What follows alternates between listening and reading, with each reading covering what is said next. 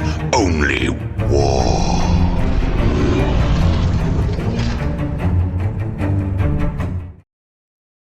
What is up, gents? World top 40k player with the Recon Marine, Keevil, bringing in some 40k tactics. We got a new video for you coming out with slingshotting. I did make a really cool slingshotting video in 10th edition at the end of 10th edition, because if you can master the slingshot, you're kind of really scary, especially with big units.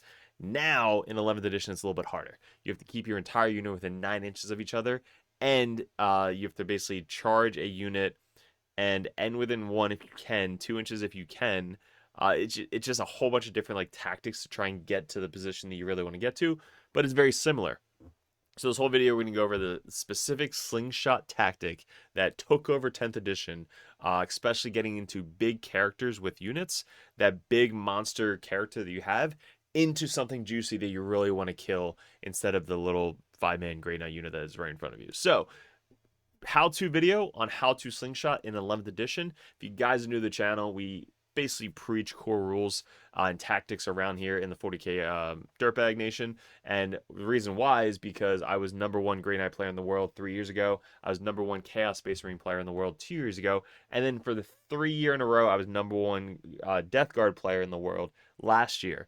And then Orcs this year already #1 in America. So that is based off of the core strats that I preach, not knowing other armies, but knowing the core strats, knowing your army, and knowing how to play primary and secondary missions, which again is all we preach over the Dirtbag Nation. So a lot of mental health, a lot of good podcast videos you guys can check out on our channel. But if you guys are new, go check that out.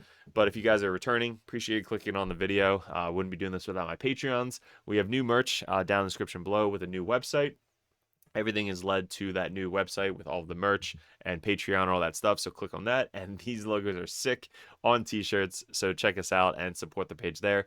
If you want myself as a professional coach in your corner, head over to Patreon so you guys get to bounce ideas off of, tactics, lists, all that stuff going into 11th edition, because stuff like this we teach all the time with our Patreon. So let's get into a quick sponsor, and then we'll get into the slingshot video for 11th edition. All right, guys, thanks for clicking on the video. If you guys want to support the channel, stay tuned towards the end of the video where we'll go over all of this stuff, as well as any links in the description below for laser lines, shirts, and gear is in all the description. So stay tuned towards the end and enjoy the video.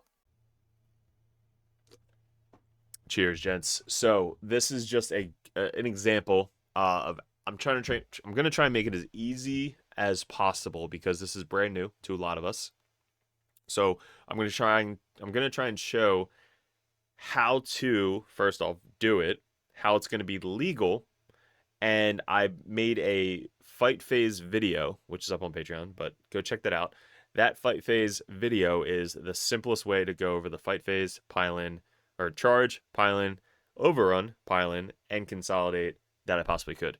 Now we're going into more technical stuff with the slingshot. So first go watch that video, and then come back and watch the slingshot, and it'll make more sense after you learn the pile in and consolidate video. So this, for example, we use our Chaos Space Marines. So we got Abaddon over here with a bunch of Chosen all the way on the other side of the table. We have the Bile with Chosen in a Rhino, and this is just for examples. Like, this is where the people could be placed. Like, a Rhino could be behind this cover, these guys could be over here, and then we have Strikes, which are right here, that are putting 2, 4, 6, 8 OBSEC on the center objective, trying to make it sticky.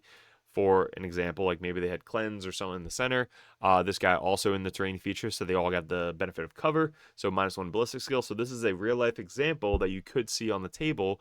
And then we have a Dread Knight back here that wanted to try and shoot down yonder into the Rhino, and didn't actually kill the Rhino. So this is just an example of Dread Knight shooting downtown, kind of trying to stay behind cover on this side of the table. And then these guys we're going to use as our slingshot target. First, you need a target that you want your big old bad Abaddon to get into, and then you need something as a slingshot target, which, again, if you play my meta, people are fucking afraid of the slingshot targets. I'm like, oh, you gave me the slingshot target. They're like, oh shit.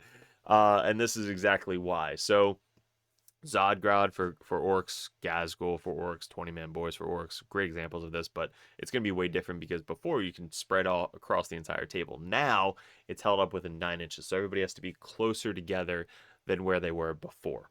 Okay, so again, all these are examples. The dice have to go your way for this to happen. Otherwise, it's not going to be exactly the way you planned out. So you're going to give yourself the best example or the best opportunity to do this that you can. Okay, so for example, these guys, we're going to start off with them because we need 2 units to charge 1 unit for this to happen. Because the 1 unit charging in first has to kill that charge target, and then your slingshot unit then has to be able to pile into another unit to attack them after the fact. So we're going to start with these guys. These guys are going to be able to get out 3 inches and then roll an advance roll because they're chosen. So they're going to advance 6 inches. Holy shit, I wish I got that for Abaddon. So these guys are going to be able to get out 3. So they're going to get out 3 here, and then they're going to be able to advance 12 inches. So they're going to go fucking all the way up here to make like this charge super, super easy. So all these guys just basically follow this chosen. They get all the way up top. Now, if I roll another charge, another 6 for Abaddon, I'll reduce it to 3 because 3 will be the average. 3 plus is kind of really what you're going to be putting in your head as the advance roll. Sometimes you get stuck with a 1, sometimes you get stuck with a 2, but 3 is what you're kind of like doing the math out in your head to try and roll the advance. So now Abaddon is in cover, so he has the hidden roll, so he's got low not 15, so he's outside of, 15 from this guy, so he can't be shot.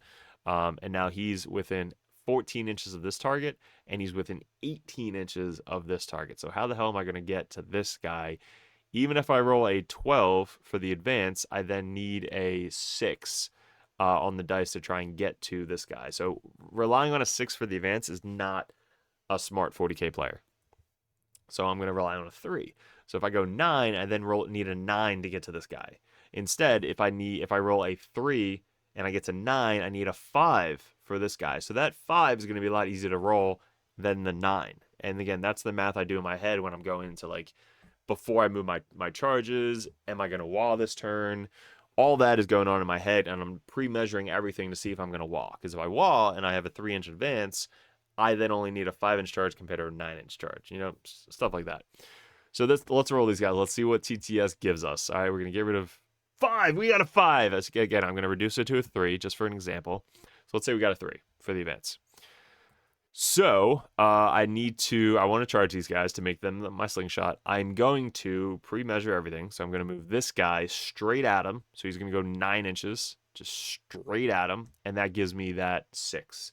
So I need a 6-inch charge to get to this guy. And I'm going to use Abaddon again as the boogeyman to try and get to that dread all the way up top there. So I don't want him to be within 1 inch of this guy when he charges. I want him to basically land closer and then have that other guy as my slingshot. So this guy's going to go 9 inches out this way, kind of like directly towards, right, that target instead. So now I'm only 9 inches away. So if I roll a 9, cool, I get to charge into that guy and kill him anyway. But if I don't roll a 9, I can basically come over here, pile in, and that's what I'm going to show you right now. So all these guys then are going to go 9. They're going to stay in coherency. They're all going to move up 9.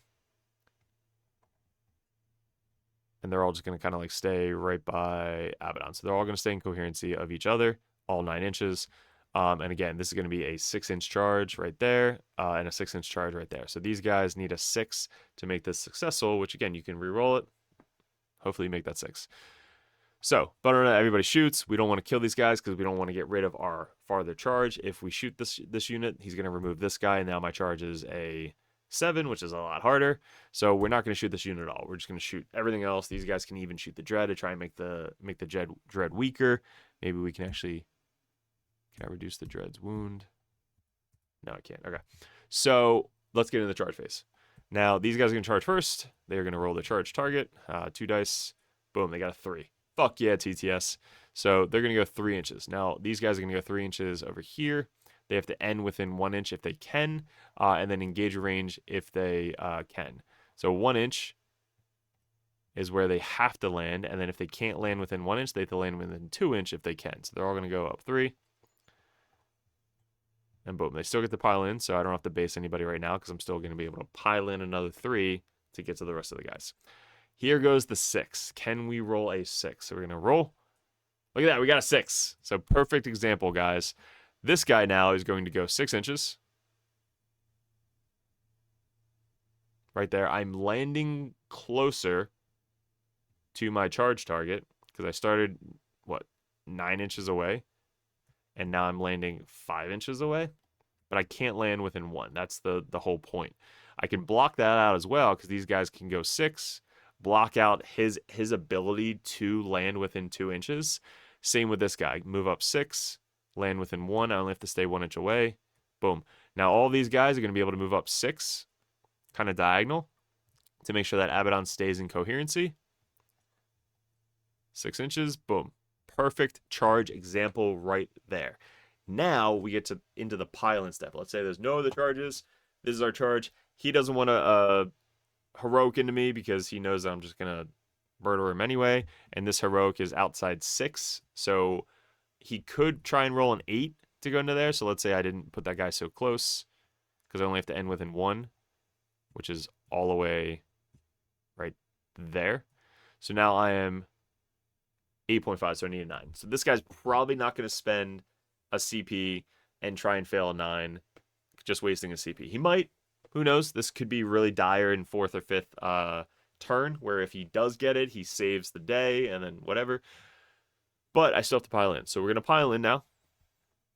He doesn't counter, so we pile in 3. We get everybody within 3 engage range, because I want to 100% kill this unit. If this unit doesn't die, slingshot is null and void.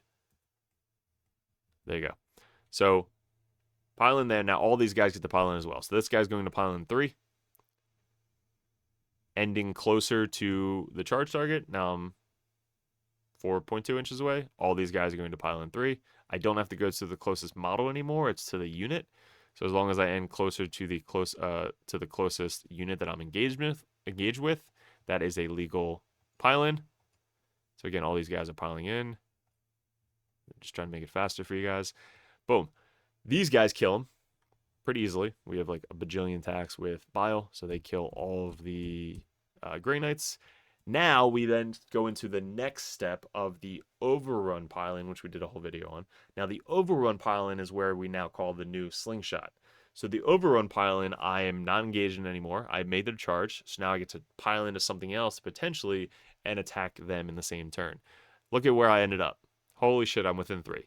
So I get to pick this as my charge target or pile-in target to then pile in 3 more inches and end within 1, if not 2 inches, so that way I can move up and get some more attacks into this guy right here.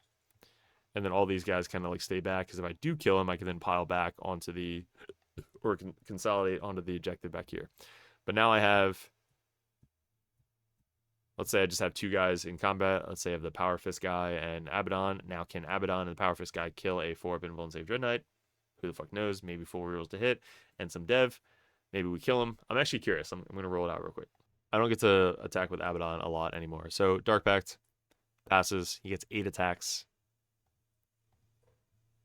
Sustain, hitting on 2s with 4 rerolls. Fuck. Okay, so 1 miss.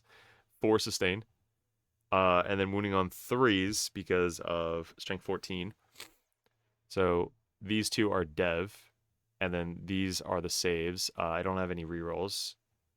At least I don't think. Unless, no, they're chosen. So 4 saves, 4 up invulns.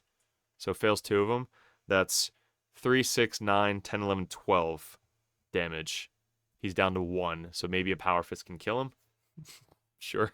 So if the Power Fist kills him, this guy dies. And then we can just consolidate back 3 inches onto the objective. But guys, if these guys would have like rolled a farther charge, I could have gotten more into the dread. But the main goal is getting your main character into another unit that you weren't specifically closest to. Like if Gaz went into that, he probably would have just one-shotted him. But there is a great example, guys, of the new Slingshot 11th edition charge phase. So let me know in the comments below if this helped you out. If you guys are new to the channel, head over to Patreon so you guys get some coaching one-on-one going into 11th edition and list reviews, and check out the merch page with all of the new merch in the website below. So appreciate it, guys. Good luck, and we'll see you in another video soon. All right, guys, thanks for sticking towards the end of the video. If you guys want to support the channel, all the links in the description below, which we'll go over. But these right here, we have 3D prints of Cypher, Tech Priest, Phobo Libby, Combi Libby, Lieutenant, Calidus, Codiez, and the Lord of Contagion. All those are up for sale. Message me on Discord. All these widgets, the 6-inch, 2-inch, 3-inch, 1-inch, they pop out. Those are up for sale. The 9-inch widget, the 1 CP token, where you guys can keep track of the CP every single game. The token markers for Chaos and Grey Knights, they're poker chips. Those are really good for sticky objectives. And then also the wound gauges and the fuck you and fuck me tokens are up for sale as well. And we have a new sponsor, Snot Goblin Terrain. They are really, really cool. What's great about them is you can customize them for any layout. So if you run a Games Workshop layout, or if you run WTC layout, you can run it that way. And the best part, it's super hard plastic, not going to break on you. And also it's all fully painted. So check on the link below if you guys want to check these guys out. We use them in our streams and they look super awesome on the stream, but it's really good to travel into all your stores and bring them with you. So check those guys out. Then we still have 3D6 Wargaming, where if you guys want some custom templates, you guys can click on these. And then our new and improved Rexar lasers, laser lights with the Dirtbag logo on them. These guys are at a lot of local GTs, especially in the Texas area, but these lines are, or these lasers are rechargeable. So definitely be picking this up. I'm going to be getting sent one of these so I can show you guys on the live stream and stuff like this. But you guys get the Dirtbags and the lasers rechargeable, so highly recommend the Rexar lasers in the description below. Look at this. Look at that line. It is so good. And it's rechargeable. At the top, it's got the USB. Just plug it right in. Good to go. This shit is legit. And lastly, guys, the merch store. This I love seeing at GTs. When you see it across the room, you see your own logo, which is so cool. It's the red, white, and blue. We have the hats as well. They're all flex fit with the Dirtbags logo on the back. I just love wearing backwards hats. But all of these are available in the Printify shop. It's print to order, so you can get all these shirts, different sizes, different colors. We also have the old school stuff. We have the Nurgling. We have mugs, which you can fit your entire hand in, and some of the Grey Knight logos as well. So let me know what I'm missing. You can message me on Discord, but stay tuned if you guys are interested in the Patreon. That'll come up last. So appreciate it, guys, and let's keep it going.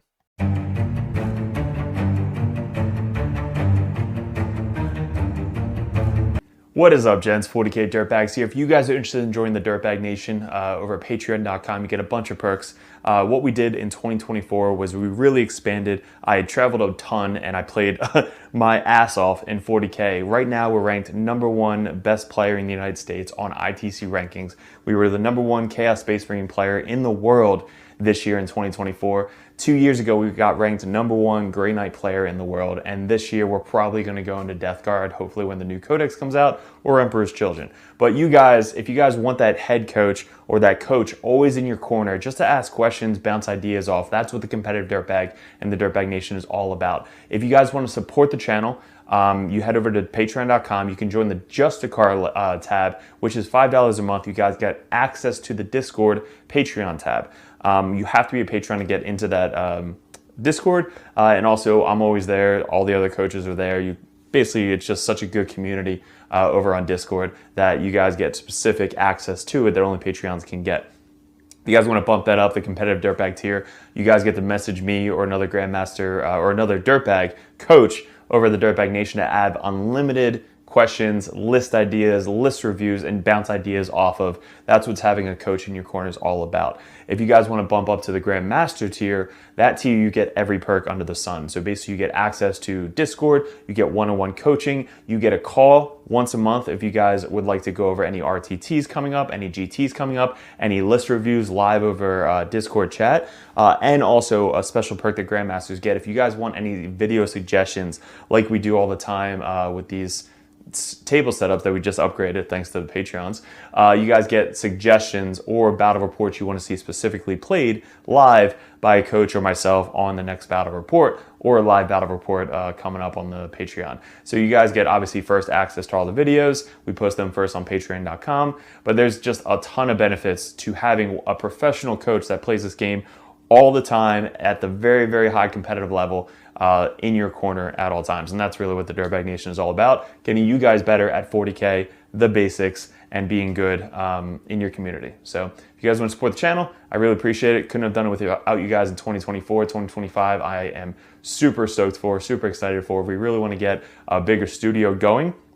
That is going to be my focus in 2025, is really growing the community on YouTube and Patreon specifically. So thank you so much for 2024, all my Patreons. If you guys are interested in joining and want that coach in your corner, head over to patreon.com and support the channel. Appreciate it.